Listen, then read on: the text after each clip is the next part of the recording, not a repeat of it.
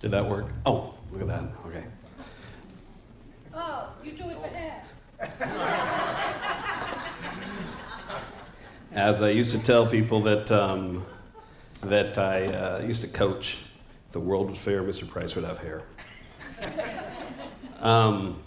Let me, where's my clicker? There it is. Okay. All right, welcome. My name is Joel Price. I get the privilege, or the curse, to talk today. I want to, before I get started, I want to give a recognition to Peter.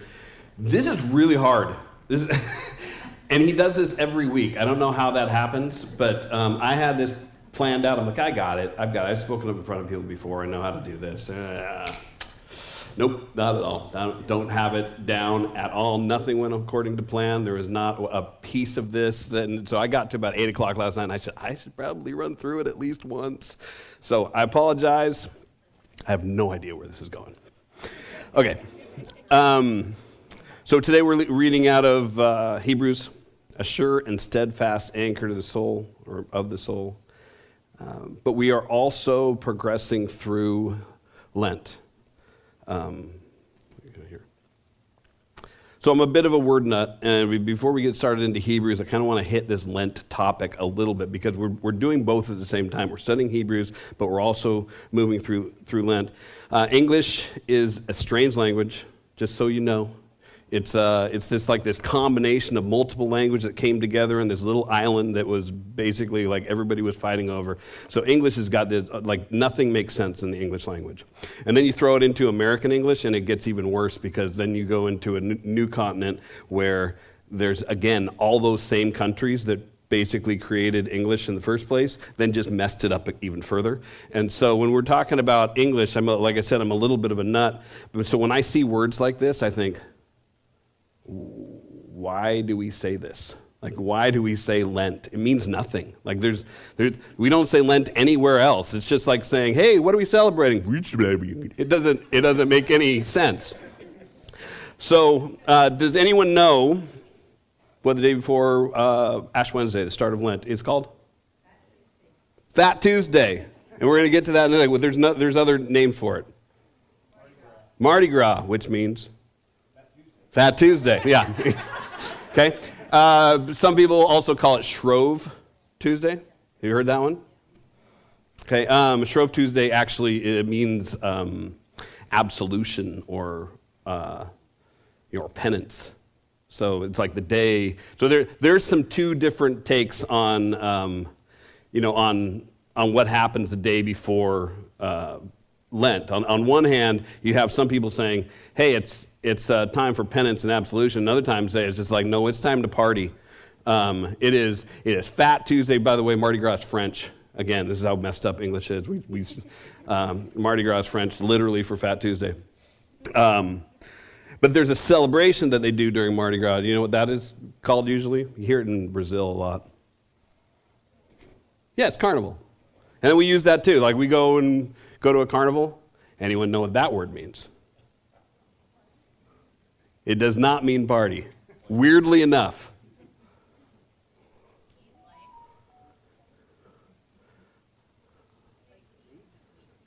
Yeah, it means take meat away. Okay? Because during Lent, Catholics don't eat meat. So they have this big party where they get fat on Tuesday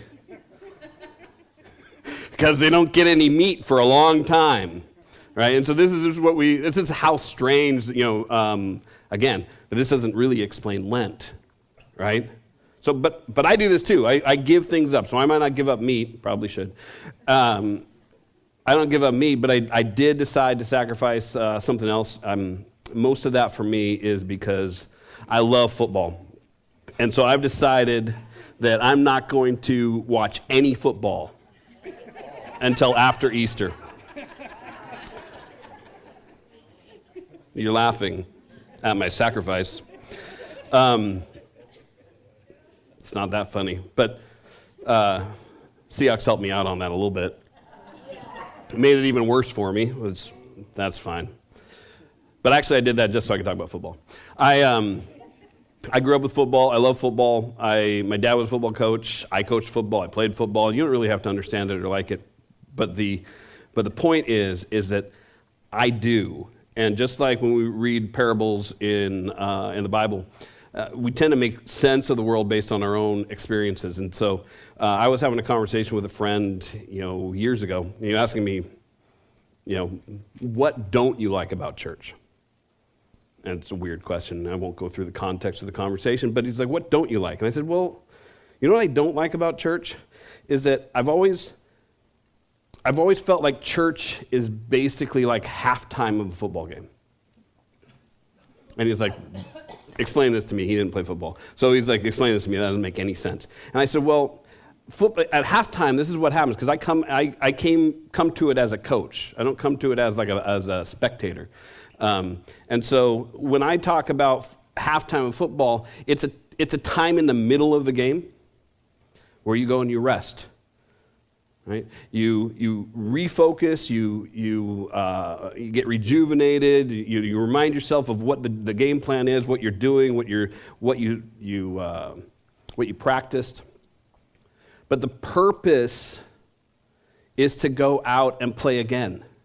Right? The purpose is not so someone can sing on the 50-yard line. The purpose of halftime is to go back out. It's to do your best job in the game. So they take a break in the middle and they say, okay, let's regroup. Let's regroup. And to me, that's what church is. That's what church always has been. And I said, if there's a thing that I feel many times in my life has been missing on a Sunday service, it's been all right, now get back out there. All right? And so that brings me back to Lent. Believe it or not. It's connected. Lent is halftime. Right? Lent is where we refocus. Lent is a long Sabbath. Right? Church Sundays are a short Sabbath where we get together and maybe the service is kind of like a little halftime talk. Lent is an extended Sabbath where we refocus and we move back toward God. But again, it's a really weird word. Okay? So I looked it up. Because again, it doesn't make any sense. So I looked up, and Lent actually comes from Old English for springtime. But I'm sorry, I'm not buying it. That didn't make any sense to me. Do we really think they didn't know what spring was until they decided to celebrate Lent? I'm pretty sure the word for spring had to come before Lent, right? Because we know that in general the practice actually started out of the Council of Nicaea. So we're not even talking about English. So I'm like, okay, well, what does it mean in Latin? So I looked it up in Latin. Let's see there. There we go. And this one sounded closer to me. This one I'm like, okay, this makes a little bit more sense. So the Latin word means to bend. Okay, and I would say bend towards God, surrender, give up. Like, okay, bend my will. This starts to meet, I think, a lot closer to how we think of Lent. It's a time of renewal. It's a time of refocus. It's a halftime. It's a Sabbath. Right? It's where we bend toward God.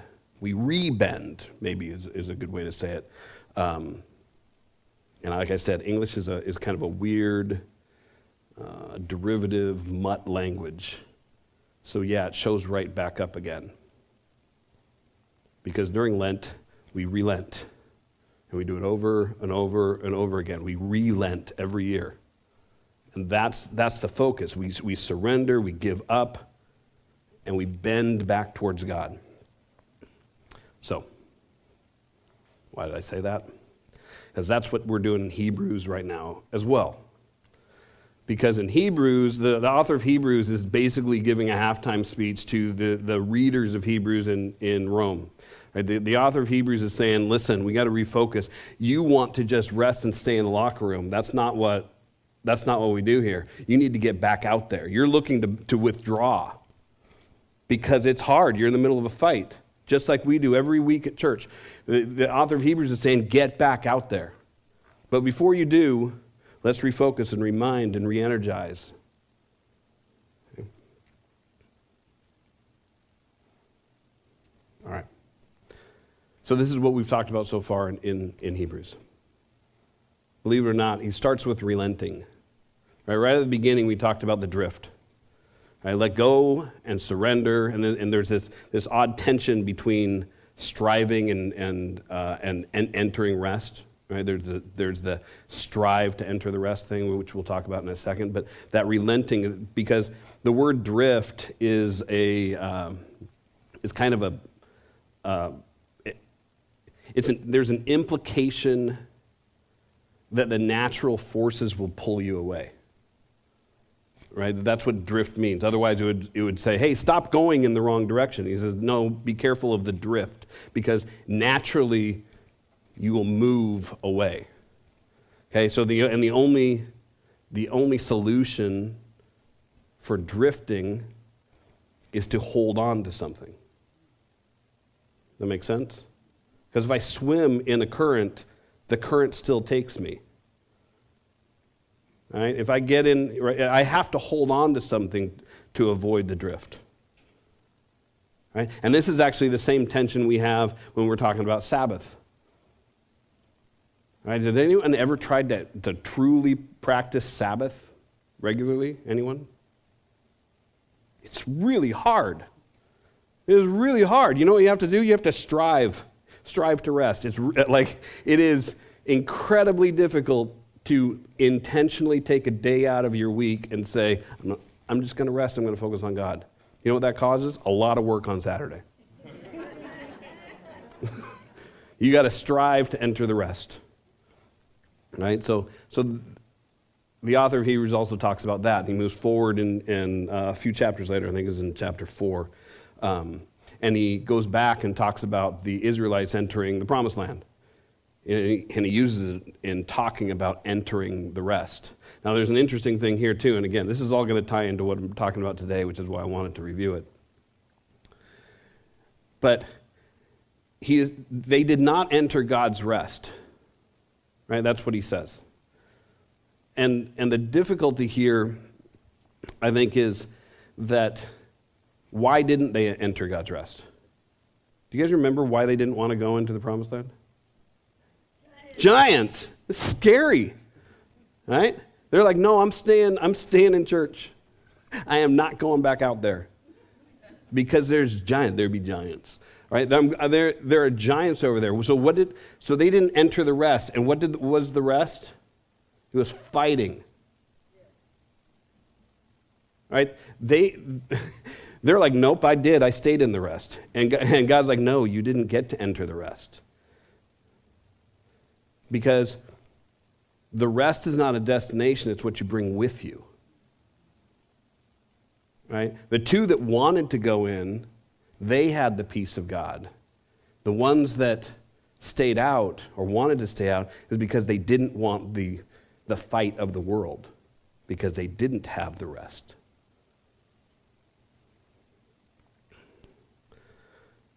So then the author of Hebrews moves forward and says, so, grow up. All right, this is chapter 5 and 6. This is where Peter was last week. And he says, you're still drinking milk. You're still drinking milk. You need to move on to adult food. Yeah, I get it. You're scared. I get it. You're worried about your life. You're worried about your salvation. You're worried about all these things. But you need to move on from that. And so he hits it. And Peter did a great job of addressing those fears and those doubts. But the point of that passage at the end is that you need to move on.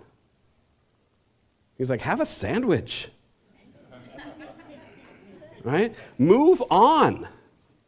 Stop revisiting what you know to be true. And this is what he says at the end of that passage. Though we speak in this way, yet in your case, beloved, we feel sure of better things. Right? We just talked about, yeah, you can lose it. But we are sure of better things that belong to salvation. For God is not unjust so as to overlook your work and to love that you have shown, and the love that you have shown for his name in serving the saints, as you still do. And we desire each of you to show the same earnestness, to have full assurance of hope until the end, so you may not be sluggish, but imitators of those who through faith and patience inherit the promises. He doesn't say there's not risk. He doesn't say there's not giants. He says, have a sandwich and get back out there. Go back and fight. Right? Because that's what the adult food is. The adult food is, and we desire each one of you to show the same earnestness, to have full assurance of hope until the end, so that you may not be sluggish, but imitators of those who through faith and patience inherit the promises. And I bring this to today. It's actually 13 through 20, sorry about that. And in this verse, and it centers around this verse, it says, a sure and steadfast anchor of the soul. And that's really what I want to highlight today, is that idea, a sure and steadfast anchor of the soul. Hebrews 6:19. We have this, and that word "this" is important here as well. Because what is this? Right? The anchor is this, so we have to know what the "this" is. So if there's something to keep in mind, and hold me to this, this is what I want to make sure I hit. God's irrevocable and unchangeable promise provides us encouragement, confidence, and hope to live as servants of the Lord. Why can we go back out and fight? Why can we enter a land of giants? Why do we have a Sabbath that we are going to refocus and rebend and relent? Because God's irrevocable and unchangeable promise provides us encouragement, confidence, and hope to live as servants of the Lord. All right. And there's 3 elements in here. 3 elements that we can draw our confidence from. 1, there's the unchangeable nature. It's an anchor. Anchors aren't temporary. No, you don't just keep resetting the anchor. You set the anchor and you trust it. The promise. Okay, what is the this? It's the promise. We have this as a sure and steadfast anchor. High priest forever in the order of quick survey. Melchizedek. Mel. Should we just call him Mel? Mel. Yeah, okay. Mel. Sorry. He's not going to get offended. And then there's the soul. And I don't want to skip this piece up, because it's not just an anchor. It would have said a sure and steadfast anchor. It's the sure and steadfast anchor of the soul. Okay, so let's start with element number 1. God's promises can be trusted. They're unchangeable. 13 through 14 and 16 through 17. For when God made a promise to Abraham, since he had no one greater by whom to swear, he swore by himself, saying, surely I will bless you and multiply you. And then, for people swear by something greater than themselves. In all their disputes, an oath is final for confirmation. So when God desired to show more convincingly to the heirs of the promise the unchangeable character of his purpose, and I want to get that. It's the unchangeable character of his purpose, not the unchangeable nature of his promise. He guaranteed it with an oath. So, what are oaths? All right, so when we go back into the ancient world, there's 2 characteristics of an oath. There's a guarantee. It's an oath. That's what we say. I guarantee it. That's an oath. Okay, that one's pretty self-explanatory. It's a promise. So a promise is an oath. So when God wanted to bless Abraham, he didn't have to tell Abraham. He could just bless him. But he wanted Abraham to be sure of it. So he promised Abraham. Well, the promise is for who? It's for Abraham. God didn't need a promise to hold him to it. Abraham needed a promise to trust in. It's also, the second element is that it's an appeal to a higher authority. Right, what do we say? Swear by God. I swear to God that's true. Well, why are you saying that? because you're borrowing the integrity of a higher status or a higher power. Right? We swear on the Bible in court. Right? People swear by things all the time. That's the two elements of an oath. The problem is that, well, I should say this too. An oath lent credibility from the worth or integrity of another. Okay? So when God made a promise to Abraham, he swears by himself because there's no higher authority or status for him to swear by. God can't say, swear to God, as he is. So he swears by himself. And he does that again for the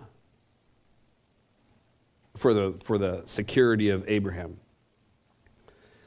Now, no one's able to lend integrity to God, but he does lend it to us. Second element is that God provides Abraham a sense of security by swearing that oath. And so that oath is something that Abraham can latch onto. Okay? And again, I've hit this before, but I want to make sure this is clear, because if you don't get the oath part of this, the promise part of this, then the anchor doesn't make sense either. Okay? The oath is not the source of the security, but the communication of the security that's implicit in God's word. And the author of Hebrews is hitting this over and over again, is that it's the character of God's purpose that is secure, it is permanent. It is not his oath. That oath does not convey a permanence.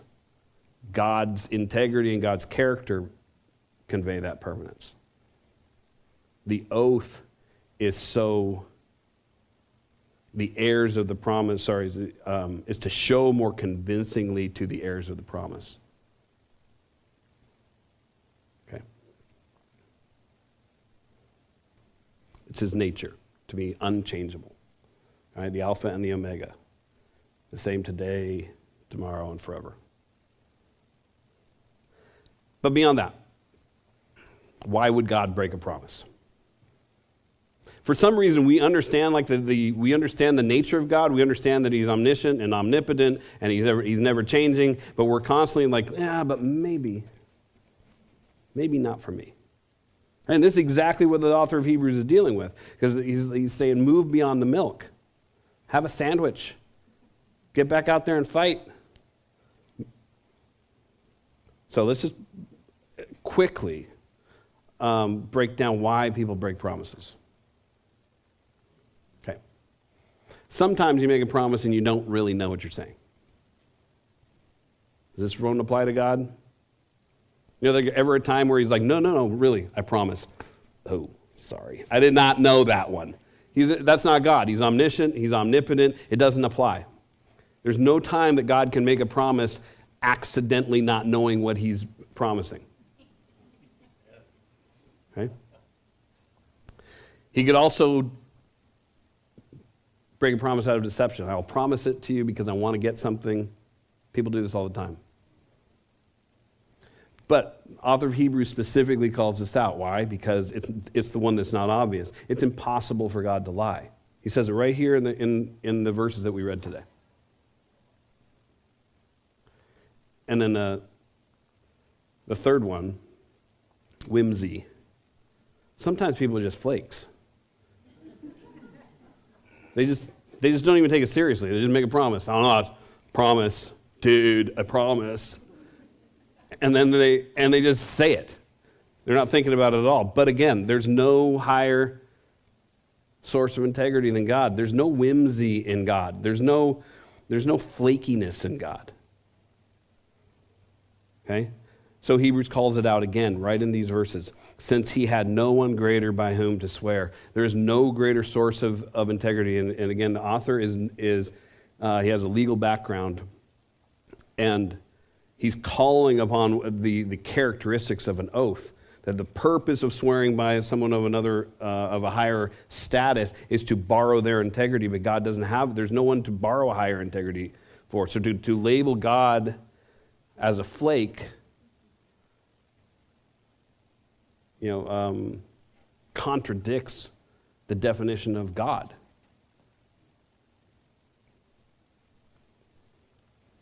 So, What foundation does the author of Hebrews point to as a reason for us to move forward then?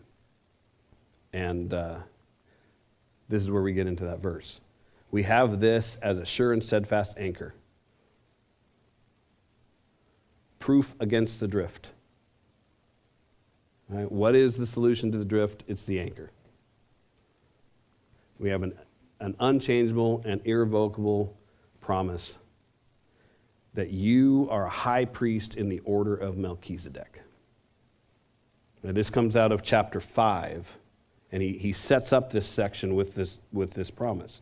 You have a high priest forever in the order of Melchizedek, which leads me to the second element, which is the promise. All right, this is what I just said. So in chapter 5, here is the promise that the author is referring to. Okay. So again, I'm a little bit of a word geek. Promises. We talked about Lent, Mardi Gras, Carnival, oaths. Now we're talking about promises. All right, so I looked it up. Latin for promise, it means to send forth. That's what a promise is. And there's some implications in this definition. And so when we're talking about promises, it's a declare. Is to declare or decree. I mean, think about that in terms of kind of more of a monarchical society. I'm going to make a declaration. I'm going to declare something to be true. And because I made that declaration, it is true. All right, I declare we're at war. Guess what? We're at war then. Right? The declaration is what makes it happen.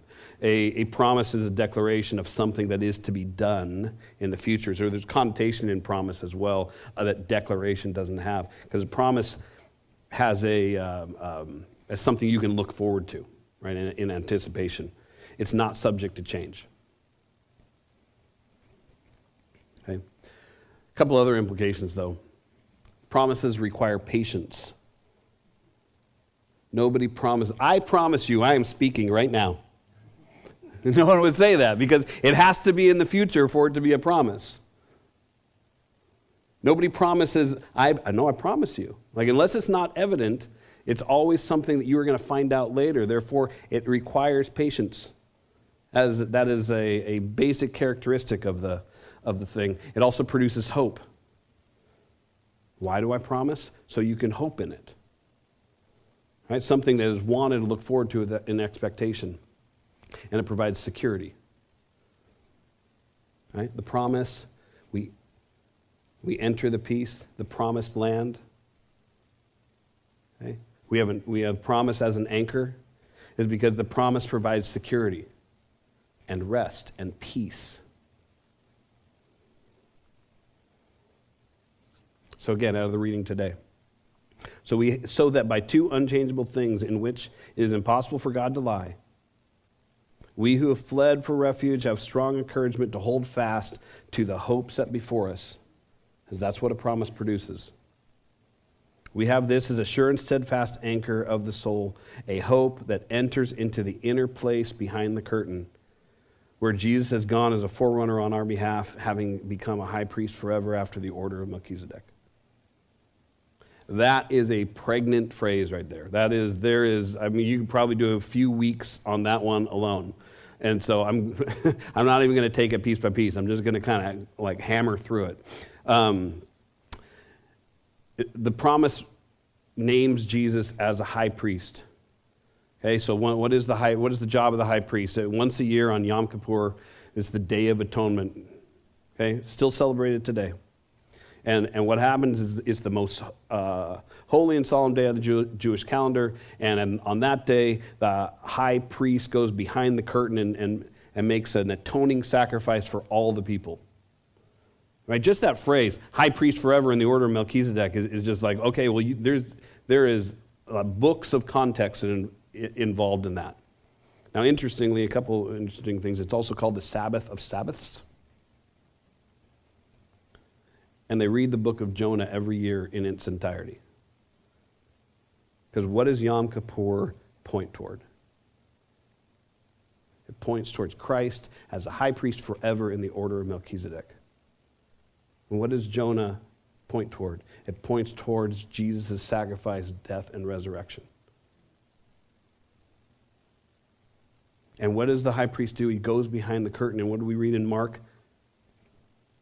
That Jesus uttered a loud cry and breathed his last, and the curtain of the temple was torn in two, because Jesus is also the forerunner. And what does forerunner imply? That we go also. Right? It's not a forerunner, you're just a runner. You're just a runner if you're the only one going. If you're a forerunner, that means other people are coming behind you. Right? So we can look forward to entering the promised land. We can look forward to the Sabbath of Sabbaths, the Holy of Holies. And this is what we have as a sure and steadfast anchor of the soul. It is a hope that enters into the inner place behind the curtain.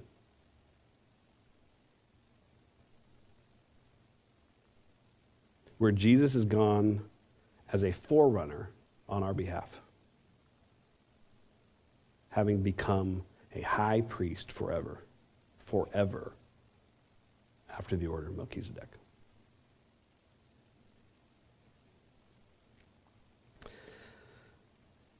But there's even a little bit of nuance in here. Right? It's not just an anchor, it's an anchor of the soul. So what does that mean? So, what is a soul? Hebrew. So we're looking in the Old Testament. There, it's the Hebrew word for soul. I'm not going to try to pronounce it, but it basically means the spark of life. It means something that is alive. Okay, and if anyone's, not to bring up sensitive topics, but if anyone has ever hunted and seen an animal die, you can see the spark of life leave. I'm not saying kind of like in a sci-fi movie. I'm just talking about like alive, not alive. There is a quality of life that exists in living things that's almost inexplicable when you see them not alive anymore. And you just go, something's not there now. That's the Hebrew soul. Okay? When we move into the New Testament, the Greek word, I do know this one, psyche. So we still say it today because English is a messed up language. Has basically the same meaning. The difference is that by the time we get into Greek, when they're referring to soul, there's an immortal quality to it.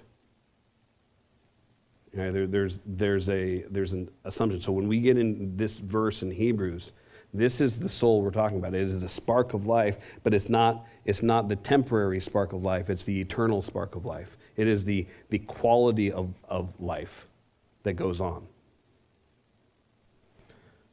So if we're talking about a soul anchor, right, that's what this verse is about. The soul anchor, there's implications here.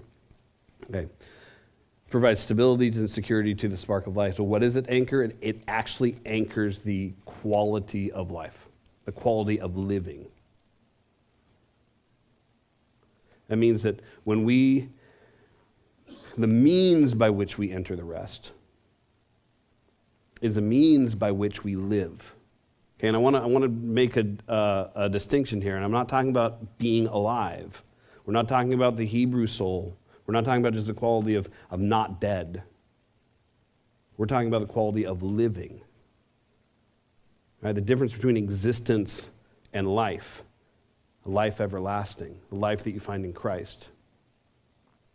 It's not enough just to survive, but live. Okay? Because we are going to enter the land of giants. Right? But it's also an eternal anchor.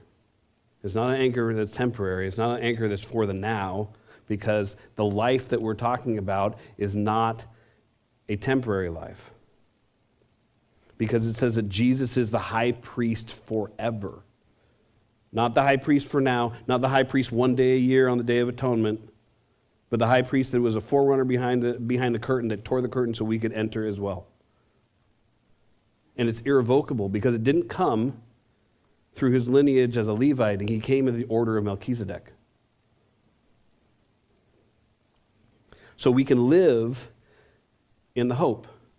This is what it means for an anchor to the soul, is that we anchor our actual living, that verb, that not just the noun life, but living. We anchor our living to that hope.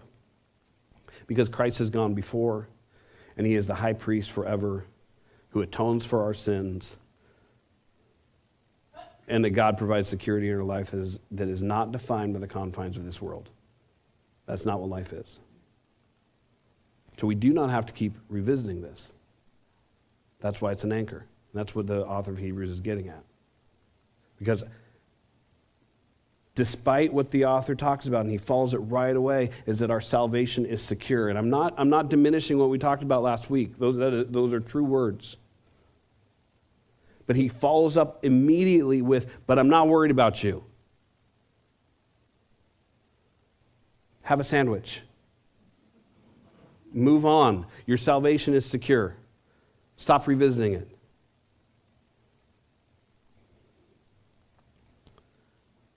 We are to live as servants and followers of Christ. That's what this halftime is for. This season of Lent, this book of Hebrews, this day to day, is to get back out there and live. Okay? So we're almost done. All right. Hopefully this has been a time to rest and review, to refocus, to rejuvenate, re-energize, regroup. There's a lot of words there. Time to relent. We're going to go back into our lives. I mean, you guys know what that is. There's a depression for a lot of people that sets in on Sunday night. It's like, oh, my word. I'm going back to it. But we go to with an anchor of our souls. A promise, not that the land isn't full of giants, but that we bring the peace into the land of giants. Right? The anchor is the peace. It's not that life isn't hard. It's that we have a forerunner. It's an anchor that holds us steadfastly against the drift of this world. It's an unchangeable anchor. So we don't have to revisit our questions of salvation. And that salvation is not temporary, it's eternal. For we're not of this world alone. We are not for this life. We've been gifted with a soul, an eternal life, and a promise from an eternal God. And we have a high priest forever. So we can live. For the soul is an eternal spark. It's not just physical, and it's not just temporary, but it enters into the holies of holies, into the presence of God. A presence that we meet behind the curtain that doesn't exist anymore because it was torn by Christ. So we get to the end of these little halftime talks. And this hit me as I was preparing. We've got this saying that we do at the end of the church. You guys, what's the saying? Do you guys remember? Yeah. Go in peace. Serve the Lord. And then everyone says, yeah. Okay. What's the peace? Peace is the promise. Serve the Lord. Go in peace to serve the Lord. Have a sandwich. All right, go in the promise and live. Get back out there and fight. That's what we're here for. We're here to get back out there. We're here to rest and rejuvenate and get back out and fight. Thank God. All right? Well, thank you that you keep me secure in your peace. Thank you that you have an unchangeable character where your promise allows my soul to live. Regardless of what goes on, regardless of pain and sickness and fear and circumstances of life. Thank you that allows me the opportunity not to focus on myself and my own survival and my own safety and my own security, but I can focus on you and serve you as the Lord of the universe.